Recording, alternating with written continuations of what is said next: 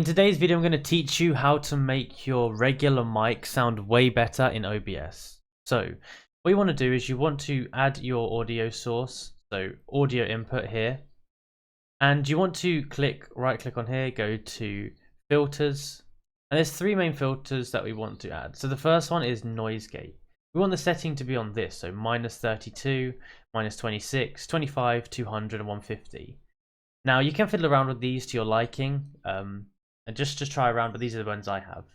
Next, you want to add noise suppression, and by the way, to add these, you go to this little add icon at the bottom, and they should be here. Now, noise suppression, you want to have the method on speaks, low CPU usage, but lower quality. You want the suppression level to be around -18 decibels. Now, fiddle this around depending on how much gain your mic has. Last thing we want to do is compressor.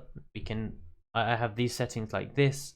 Again, fiddle around with them, increase the output gain, whatever you need, depending on how you want it to sound.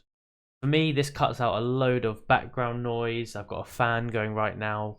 There's like building work going outside, and it's pretty clear. You can't hear it. Now, obviously, this isn't the best setting ever, but it's very good for making your rubbishy mic sound a lot better. That's how you do it.